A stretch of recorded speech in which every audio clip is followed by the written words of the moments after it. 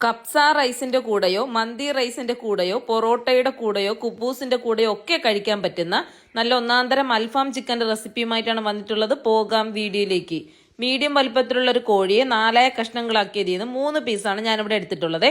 മാംസം കൂടിയ ഭാഗം ഞാൻ ഒന്നുകൂടെ ഒന്ന് മുറിച്ചെടുത്തിട്ടുണ്ട്. നല്ലപോലെ ഒന്ന് വേവാൻ വേണ്ടിയിട്ടാണ് അങ്ങനെ മുറിച്ചെടുത്തത്. ശേഷം കൂർത്ത കത്തി കൊണ്ടോ ഫോർക്ക് കൊണ്ടോ ചിക്കന്റെ എല്ലാ ഭാഗവും ഒന്ന് കുത്തിക്കൊടുക്കാം.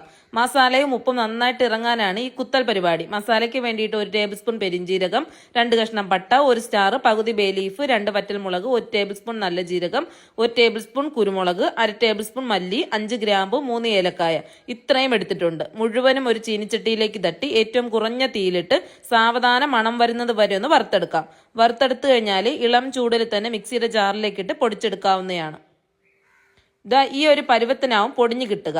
കഴുകി വൃത്തിയാക്കി വെച്ചിട്ടുള്ള ചിക്കനിലേക്ക് നമുക്ക് മുഴുവൻ മസാലയും തട്ടിക്കൊടുത്തതിന് ശേഷം 3 ടേബിൾ സ്പൂൺ അധികം പുളിയില്ലാത്ത തൈര് ചേർക്കാം. നല്ല പുളിയുള്ള തൈരൊക്കെ ആണെന്നുണ്ടെങ്കിൽ 1.5 ടേബിൾ സ്പൂൺ ചേർത്താൽ മതിയെ.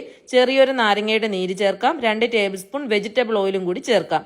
ഒലിവ് ഓയിലാണ് ഏറ്റവും ബെസ്റ്റ്. ഇല്ലാത്തവർക്ക് കയ്യിലുള്ള ഏതെങ്കിലും വെജിറ്റബിൾ ഓയിൽ ഉപയോഗിക്കാവുന്നതാണ്.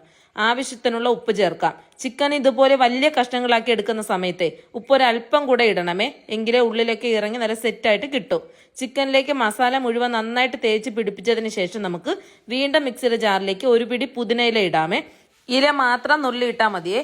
പിന്നെ നമ്മളെ വീട്ടിൽ കൃഷി ചെയ്ത് കഴിഞ്ഞാൽ എപ്പോഴും ഇത് സുലഭമായിട്ട് കിട്ടുന്ന ഒരു സാധനം കൂടിയാണ് പുതിനയില. 1 പിടി മല്ലിയിലയും 1 പിടി ചെറിയുള്ളിയും 1/2 മുറി തക്കാളിയും കൂടി ചേർത്ത് കഴിഞ്ഞാൽ നന്നായിട്ട് അരച്ചെടുത്ത് ചിക്കനിലേക്ക് ചേർക്കാം. കൂടെ നമുക്ക് കളറിന് വേണ്ടിയിട്ട് നല്ല നാടൻ കാശ്മീരി മുളകും കൂടി ചേർക്കാവുന്നതാണ്. ഞാൻ കുറേ നാളായിട്ട് ഫ്ലേവറോടെ കാശ്മീരി മുളക് പൊടിയാണ് കേട്ടോ ഉപയോഗിക്കുന്നത്. വളരെ കുറച്ച് ചേർത്ത് കഴിഞ്ഞാൽ നല്ല കളറും കിട്ടും, ഒരു ഹോംലി ഫീലും കിട്ടും. ഇതിൽ നിന്ന് 1 ടേബിൾ സ്പൂൺ കാശ്മീരി മുളക് പൊടിയും ശകലം മഞ്ഞൾപ്പൊടിയും കൂടി ചേർത്ത് നന്നായിട്ട് മിക്സ് ചെയ്ത് 3-4 മണിക്കൂർ ഫ്രിഡ്ജിൽ വെക്കാം. 5-6 മണിക്കൂറെങ്കിലും വെക്കാൻ പറ്റിയ അത്രയും നല്ലതാണ്. ചിക്കൻ ഫ്രിഡ്ജിലിരുന്ന് മസാല പിടിച്ചു കഴിഞ്ഞാൽ പുറത്തേക്കെടുത്ത് 2 രീതിയിൽ നമുക്ക് കുക്ക് ചെയ്യാം. ഇഡ്ഡലി ചെമ്പിലൊന്ന് ആവി കയറ്റിയതിന് ശേഷം ശകലം ഓയിൽ പാനിലൊഴിച്ച് ഷാളോ ഫ്രൈ ചെയ്ത് സ്മോക്ക് ചെയ്ത് നമുക്കെടുക്കാം. ഇതുപോലെ എയർ ഫ്രയറിലും തയ്യാറാക്കാവുന്നതാണ്. ഞാനിന്നിപ്പോൾ എയർ ഫ്രയറിലാണ് കേട്ടോ കുക്ക് ചെയ്യുന്നത്. എയർ ഫ്രയറിലാണെന്നുണ്ടെങ്കിൽ 175 ഡിഗ്രി സെൽഷ്യസിൽ ആദ്യം 20 മിനിറ്റ് ഒന്ന് കുക്ക് ചെയ്തെടുക്കുമേ. ശേഷം മറിച്ച് വെച്ച് 175 ഡിഗ്രി സെൽഷ്യസിൽ തന്നെ വീണ്ടും 10 മിനിറ്റും കൂടി കുക്ക് ചെയ്യും. അപ്പോൾ സംഗതി എല്ലിൽ നിന്നൊക്കെ ഇങ്ങനെ ചിക്കൻ നന്നായിട്ട് വെന്ത് ഇളകി വരുന്ന ഒരു പരുവവും.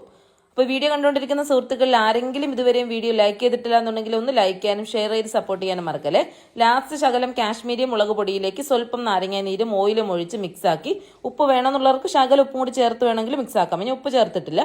ചിക്കനിലൊന്ന് ഒന്നുകൂടെ ഒന്ന് തേച്ച് പിടിപ്പിച്ച് വീണ്ടും നമുക്കൊരു 175 ഡിഗ്രി സെൽഷ്യസിൽ 1-2 മിനിറ്റും കൂടി കുക്ക് ചെയ്യാവുന്നതാണ്.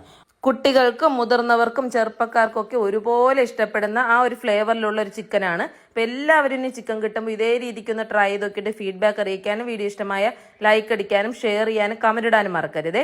പിന്നെ എയർ ഫ്രയർ ഇല്ലാത്തവർ ഇതെങ്ങനെ തയ്യാറാക്കുമെന്ന് വിചാരിക്കണം. നേരത്തെ പറഞ്ഞതുപോലെ തന്നെ ഇഡ്ഡലി ചെമ്പിൽ ഒരു 10-15 മിനിറ്റ് ഒന്ന് ആവി കയറ്റിയതിന് ശേഷം ഷാളോ ഫ്രൈ ചെയ്തെടുത്താൽ മതി. പിന്നെ സ്മോക്ക് വേണമെന്നുണ്ടെങ്കിൽ നിങ്ങൾക്ക് ലാസ്റ്റ് കൊടുത്താലും മതി.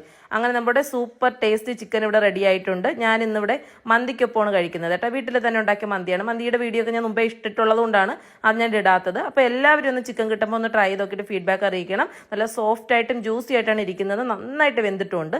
അപ്പം നല്ലൊരു കിടുക്കാച്ച് റെസിപ്പി ആയിട്ടോ മറ്റ് കണ്ടന്റുകളോ വീണ്ടും കാണാം. അതുവരേക്കും ബൈ.